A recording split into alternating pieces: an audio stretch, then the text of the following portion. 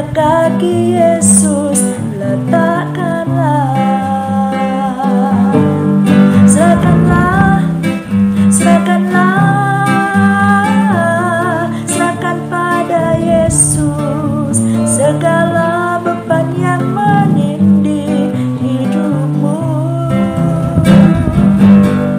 Serahkanlah, serahkanlah, serahkan pada Yesus. Ia akan ganti segala duka menjadi suka. Tak pernah dia janji selalu kan ada, dan tak pernah dia janji hanya ada hujan. Tapi dia janjikan memberi kekuatan bila taufan ganas melandamu. Serahkanlah, serahkanlah, serahkan pada Yesus segala beban yang menindih hidupmu.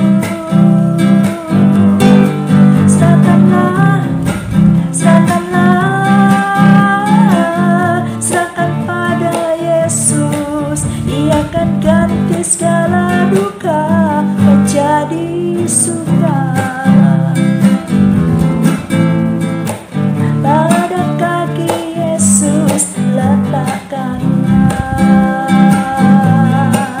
Dia akan ganti segala duka menjadi suka.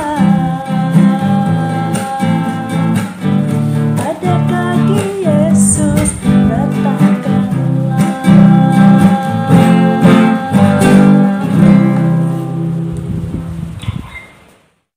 Shalom Bapak Ibu Saudara sekalian dikasihi Tuhan. Mari kita akan persiapkan hati kita akan bersama-sama memuji dan menyembah Tuhan, memberikan yang terbaik, penyembahan yang terbaik untuk Dia, yaitu Tuhan Yesus Kristus, Tuhan dan Juru Selamat kita. Kita akan nyanyi bersama-sama, kita akan merenungkan betapa baiknya Tuhan, dan perjalanan kita selama hidup kita ada bersama dengan Dia. Sebelumnya mari kita akan berdoa bersama. Bapa, terima kasih, kami mengucap syukur Tuhan, Engkau terlalu baik bagi kami dan mengasihi kami dari hari ke hari. Hingga saat ini Tuhan, kami ingin memuji Engkau, kami ingin menyembah Tuhan, kami ingin memuliakan nama-Mu. Biarlah apa yang kami persembahkan boleh menyenangkan hati Tuhan. Terima kasih Bapa, terima kasih. Aku percaya kepadamu, aku tak mengerti dan tak pernah ku tahu ujung jalan ini. Namun ku tetap percaya yang memanggilku setia, memandu langkahku bernama di sana. Seperti Abraham sahabat,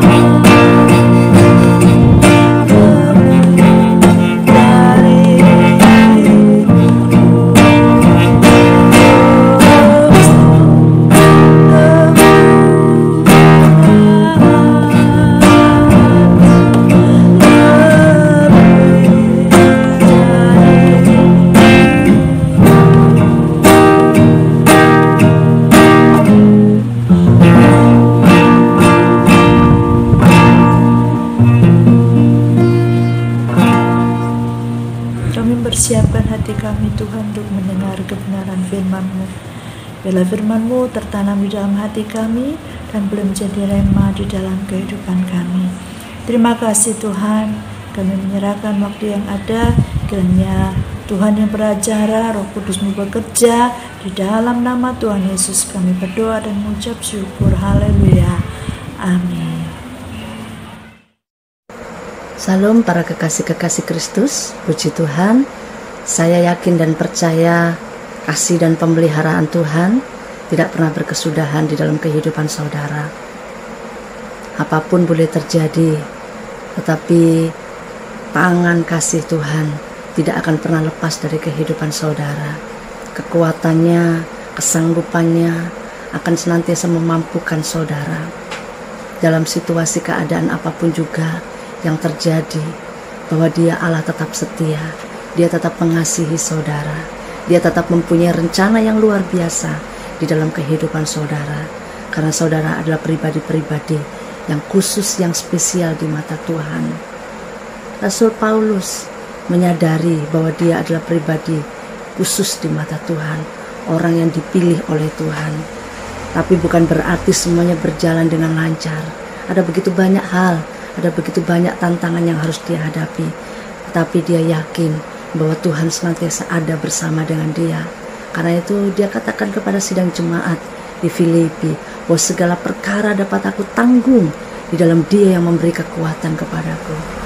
Yakinlah, saudara adalah pribadi-pribadi pilihan Tuhan. Saudara adalah orang-orang yang spesial di mata Tuhan. 1 Petrus pasal 2 ayat yang ke-9 mengatakan, kamulah bangsa yang terpilih, imamat yang rajani, bangsa yang kudus, umat kepunyaan Allah sendiri, untuk menceritakan perbuatan-perbuatan Allah yang gagah perkasa. Saudara adalah orang-orang yang spesial di mata Tuhan. Tuhan mempunyai rencana yang luar biasa. Tuhan rindu untuk menyatakan kemuliaannya melalui kehidupan saudara. Sebab itu, biar dalam situasi keadaan apapun juga, yakinlah di dalam dirimu, yakinkan di dalam dirimu bahwa Allah senantiasa menuntun hari lepas hari untuk saudara tetap ada di dalam rencana dan kehendak Tuhan. Puji Tuhan. Tapi semuanya hanya untuk kemuliaan Tuhan. Minggu yang lalu kita sudah mendengar firman Tuhan, bagaimana ketika Tuhan Yesus bertemu dengan perempuan Samaria. Dan Tuhan Yesus berkata kepada perempuan Samaria, barang siapa minum air ini, ia akan haus lagi. Tetapi barang siapa minum air yang akan kuberikan kepadanya, ia tidak akan haus untuk selama-lamanya. Sebaliknya, air yang akan kuberikan kepadanya akan menjadi mata air di dalam dirinya yang terus-menerus memancar sampai kepada hidup yang kekal. Minggu yang lalu kita dengar firman ini yang disampaikan oleh hambanya Ibu Gembala. Di dalam diri kita ada air kehidupan. Bukan air-air yang saat ini diminum, air yang biasa. Karena ketika kita minum air itu, air-air yang kita minum setiap hari, kita akan terus mengalami kehausan. Tetapi di sini Yesus menjelaskan bahwa itu adalah air kehidupan. Sehingga ketika kita meminum air itu, kita gak akan merasa haus lagi. Tetapi sebaliknya, bahwa air itu akan menjadi mata air di dalam diri kita yang akan terus-menerus memancar sampai kepada hidup yang kekal. Dan di dalam diri kita yang sudah menerima Yesus sebagai Tuhan dan Juru Selamat pribadi, mata air itu ada di sini. Yesus yang adalah air kehidupan ada di dalam diri kita. Sebagai gereja Tuhan, Allah rindu melalui kehidupan kita kita menjadi rumah doa, rumah kesembuhan, rumah mujizat, rumah pemulihan, rumah pujian penyembahan. Dan melalui diri kita memberikan kesegaran, memberikan kehidupan bagi banyak orang.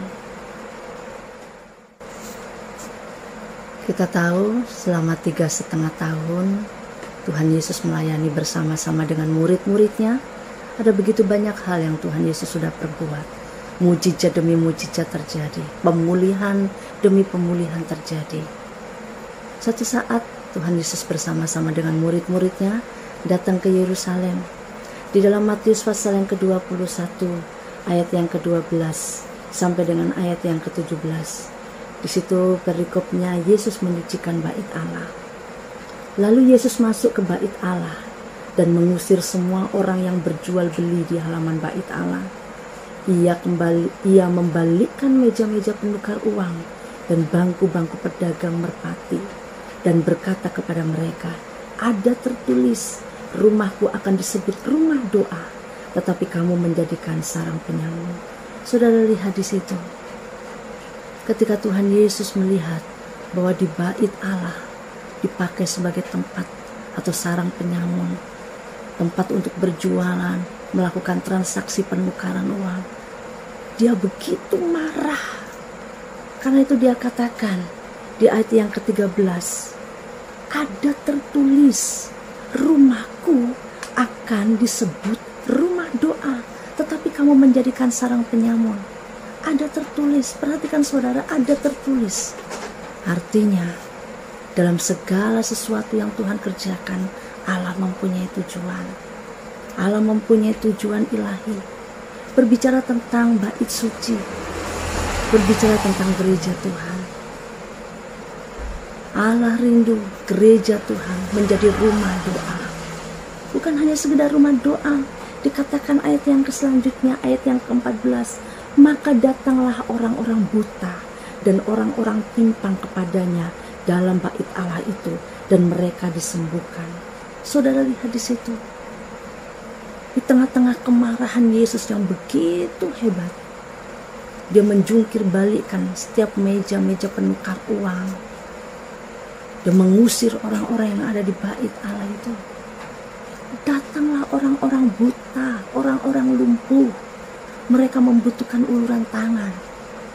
Dan saudara lihat, Yesus menyembuhkan mereka.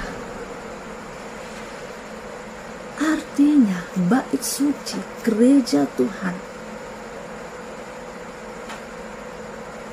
Allah rindu tempat itu sebagai rumah doa. Jadi itulah saudara, tujuan dan rencana Allah di dalam panggilannya bagi setiap kita.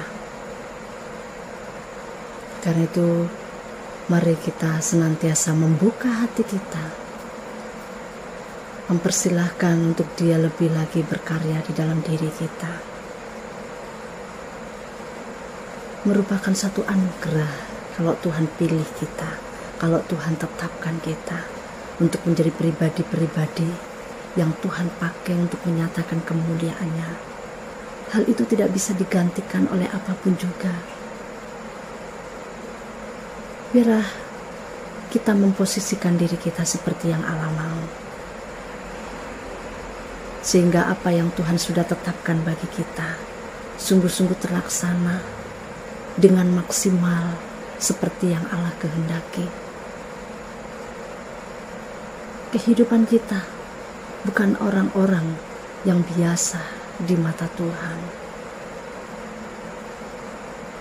Tuhan perlengkapi kita. Tuhan bawa kita, persiapkan kita untuk perkara-perkara yang luar biasa. Karena itu Paulus menyampaikan kepada sidang jemaat di Korintus, jemaat yang sedang bertumbuh di dalam cinta mereka kepada Tuhan, supaya mereka tidak sombong, supaya mereka tetap belajar rendah hati. karena semua hanya karena kasih karunia. Bahkan di dalam 1 Korintus pasal yang ke-6, Rasul Paulus menasehati kepada sidang jemaat. Dikatakan ayat yang ke-12 di dalam 1 Korintus pasal yang ke-6, nasihat terhadap percabulan. Segala sesuatu halal bagiku, tetapi bukan semuanya berguna. Segala sesuatu halal bagiku, tetapi aku tidak membiarkan diriku diperhamba oleh suatu apapun. Makanan adalah untuk perut dan perut untuk makanan, tetapi kedua-duanya akan dibinasakan Allah. Tetapi tubuh bukanlah untuk percabulan, melainkan untuk Tuhan, dan Tuhan untuk tubuh. Tubuh bukan untuk percabulan, tetapi tubuh untuk Tuhan, dan Tuhan untuk tubuh. Artinya Tuhan menjadi sentral hidup kita. Puji Tuhan, kita sudah mendengar kebenaran firman Tuhan.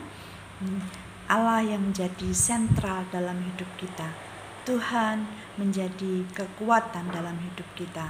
Mari kita maksimalkan potensi ilahi yang ada dalam diri kita dan menjadi pribadi-pribadi yang menyukakan hati Tuhan. Haleluya. Mari kita berdoa. Terima kasih Tuhan atas firman-Mu. Jadikan kami pribadi-pribadi yang boleh menyenangkan hati Tuhan dari hari ke hari dan memaksimalkan potensi yang ada dalam diri kami, potensi ilahi yang Tuhan sudah berikan pada kami. Terima kasih Bapa. Berkati kami semua, jadikan kami semua anak-anak yang menyenangkan hati Tuhan. Dalam nama Tuhan Yesus kami berdoa mengucap syukur. Haleluya. Amin.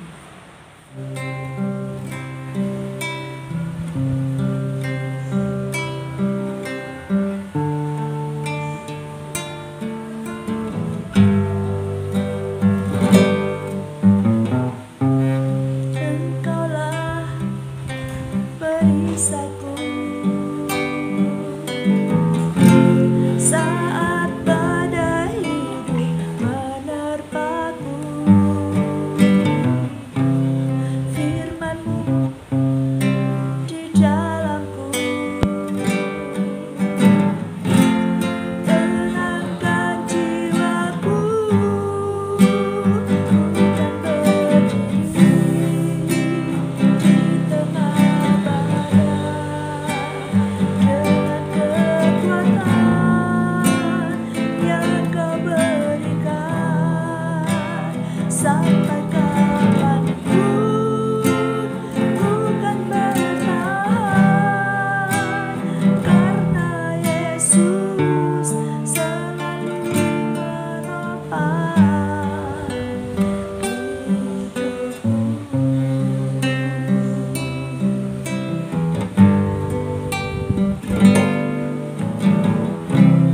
Engkaulah perisaiku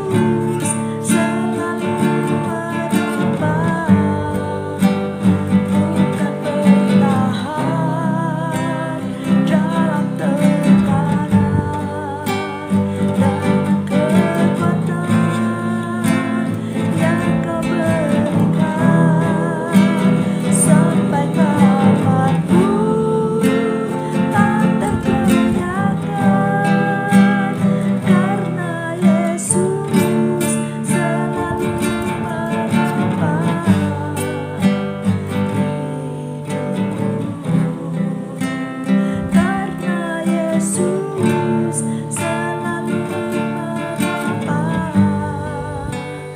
karena Yesus